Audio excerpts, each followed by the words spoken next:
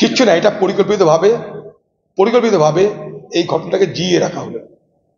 বেলডাঙ্গা কিচ্ছু এমন হয়নি যার জন্য এতদিন ইন্টারনেট পরিষেবা বন্ধ করার প্রয়োজন ছিল। চ্যালেঞ্জ করছে, আমার কাছে সব খবর চলে এসছে। বেলডাঙ্গার যিনি থানার দায়িত্ব, তিনি তৃণমূলের নেতা, তাদের প্রশ্রয়, তাদের যোগ সাজসে এই ঘটনা এত বিস্তার হয়েছে, এত ভয়ঙ্কর চেহারা নিয়েছে।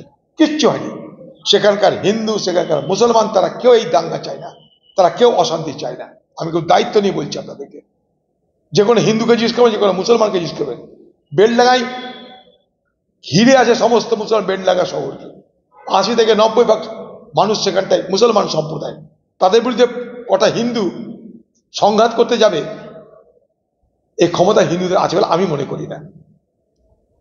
সে মানসিকতাও নাই, সে হিম্মত নেই। এই বেলডাঙ্গা, যেখানে তিমির ভাদুরীকে নূর ইসলাম চৌধুরীর মতন একজন মুসলমান নেতাকে হারিয়ে বারবার এই বেলডাঙ্গার মানুষ তিমির ভাদুরীকে জিতিয়েছে, সেই বেলডাঙ্গা বরাবর সাম্প্রদায়িক সম্প্রীতির ঐতিহ্য বহন করে চলেছে। সে কার্তিক লড়াই হোক, ঈদ হোক, বকরিদ হোক, সেখানে আজ এই বাতাবরণ তৈরি হলো। তার একটাই কারণ, তৃণমূল এবং প্রশাসনের, সেখানকার স্থানীয় নেতাদের যোগসাজশ। যেমন করে রামনবমীর দিনে শক্তিপুরে দাঙ্গা লাগানো হয়েছিল রাজনৈতিক ফয়দা তোলার জন্য, অধীরচৌধুরীকে হারানোর জন্য, ঠিক একই কায়দায় বেলডাঙ্গায় কার্তিক পুজোর দিনে, কার্তিক লড়াইয়ের দিনে এই ঘটনা ঘটানো হলো। যে ঘটনাটা ঘটিয়েছে, যার দ্বারা এই ঘটনা ঘটেছে, সে ডেকোরেটর একজন মুসলমান। খোঁজ দিয়ে দেখুন আপনারা। অথচ ঘুরিয়ে ফিরিয়ে সেখানে দাঙ্গা লাগানোর চেষ্টা করা হচ্ছে। সামান্য কিছু শতাংশ হিন্দু বাস করে সেখানে, বাইরে এত হাজার হাজার মানুষ এসছে। একটা সুন্দর উৎসব, হিন্দু মুসলমান সকলের যোগদান। আজকে যদি হিন্দুদেরকে মুসলমানরা রক্ষা না করতো, সহযোগিতা না করতো, ওখানে অনেক বড় ঘটনা ঘটে যেত। আমি সেখানকার হিন্দু মুসলমান উভয়কেই তাই হাত জোর করে এই গণ্ডগোল যখন চলছে, উত্তেজনা যখন চলছে, হাত জোর করে অনুরোধ করেছিলাম, আপনারা শান্ত হন, সম্প্রীতি বজায় রাখুন। খামোখাই ইন্টারনেট বন্ধ করে দিল। বাংলার মুখ্যমন্ত্রী কোনো স্টেটমেন্ট নেই কেন? হ্যাঁ, মণিপুর কি বহরমপুর এক হয়ে গেছে? মণিপুরে ইন্টারনেট বন্ধ ছিল কারণ ওখানে জাতি দাঙ্গা, হাজার হাজার মানুষ ঘর ছেড়ে পালিয়েছে, মহিলা শিশু ধর্ষণ হচ্ছে, খুন হচ্ছে। মেতি এবং কুকি, দুই সম্প্রদায়ের মধ্যে, দুটো জাতির মধ্যে সংঘর্ষ, সেখানে শয়ে শয়ে আর্মস আছে। সেখানে ইন্টারনেট বন্ধ, তাও মাত্র 6টা থেকে 7টা জেলায়। সেটা মেনে নেওয়া যায় যে হ্যাঁ, ওখানে ইন্টারনেট বন্ধ হতে পারে। অবশ্যই মণিপুর সরকারের ব্যর্থতা, কেন্দ্রের ব্যর্থতা মণিপুর সামলাতে। একথা আমরা একবার না হাজারবার বলেছি। আমার পার্টি প্রত্যেক দিন এই কথা বলছে। আমি গেছি মণিপুরে ওই অবস্থায়, রাহুল গান্ধী গেছে মণিপুরে আজও শান্ত হয়নি। কিন্তু বহরমপুরে ও মুর্শিদাবাদে কি এমন ঘটলো যে যেটা মণিপুরে প্রয়োগ হয়েছে সেটা বহরমপুর মুর্শিদাবাদে প্রয়োগ করতে হবে? কি হলো এটা?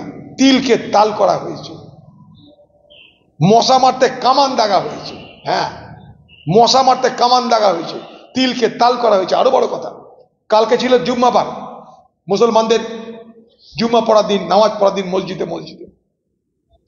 সেই জুম্মাবারের আগে হঠাৎ করে মসজিদের মৌলানা মৌলবীদেরকে ডেকে তাদেরকে বলা হচ্ছে সাম্প্রদায়িক সম্প্রীতি বজায় রাখতে হবে। সেখানটায় মসজিদে নিরাপত্তা রক্ষীদের মোতায়েন করা হয়েছে। কি আলোচনা করেছে সেটা শোনার জন্য। জেনে রাখুন এগুলো। আমি মনে করি কোনো মসজিদ খুদবাতে, কোনো মসজিদ তার উপাসনার সময়, প্রেয়ারের আগে পরে কোথাও কোনোদিন কোনো সাম্প্রদায়িক উত্তেজনার আলোচনা করতে পারে না। সাম্প্রদায়িক হিংসা লাগানোর কোনো কথা বলতে পারে না। যদি বলে তাহলে সেটা মসজিদকে অপমান করায়, খোদা তালাকে অপমান করায়। সেটা কোনো মুসলমান করবে বলে আমার বিশ্বাস করি না। কিন্তু সেখানে পুলিশের ভরসা নাই। পুলিশ তাদেরকে ডেকে ডেকে বলছে যেন মসজিদ থেকে কিছু না হয়। কেন এই সন্দেহ? কেন মুসলমান সমাজের প্রতি তৃণমূলের প্রশাসনের এই সন্দেহ কেন যে মসজিদ থেকে কোনো অঘটন ঘটতে পারে? আপনারা জানেন, কালকে বহরমপুরে বেলডাঙ্গাতে কিছু মানুষ এসেছিল কোনো কাজে। আমাদের লোককে তারা বলছে আমাদের তাড়াতাড়ি ফিরে যেতে হবে, কারণ নামাজের পর দাঙ্গা লেগে যাবে। বলুন। এবং সেই সমস্ত মসজিদে, প্রত্যেকটা মসজিদে কালকে প্রশাসনের পক্ষ থেকে কি আলোচনা হচ্ছে, কি বলে, তার জন্য সেখানটায় নিরাপত্তা রক্ষী সিভিল ড্রেসে মোতায়েন করা হয়েছে। হ্যাঁ, সিভিল ড্রেসে মোতায়েন করা হয়েছিল। কেন এই অবিশ্বাস? কেন? কেউ বলছে মুর্শিদাবাদে 30% হিন্দু, 70% মুসলমান, মেরে ভাসিয়ে দিতে পারবো, দিয়ে মুসলমানদের গরম খাচ্ছে, মুসলমানরা সে কাজ করছে না।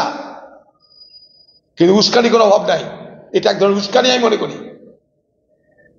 কোন অধিকারে তারা মসজিদের ইমাম মোল্লাদেরকে এ কথা বলছে? সেখানে পলিটিক্যাল লিডার হিসাবে, আমাদের পলিটিক্যাল কর্মী হিসাবে আমাদের কোনো রাজনৈতিক কর্মসূচি করতে দিচ্ছে না। আমরা বাড়ি বাড়ি গিয়ে, এলাকা এলাকায় গিয়ে আমরা বলতে চাই আমাদের কথা, সাম্প্রদায়িক সম্প্রীতিকতা, সে সুযোগ দেওয়া হচ্ছে না।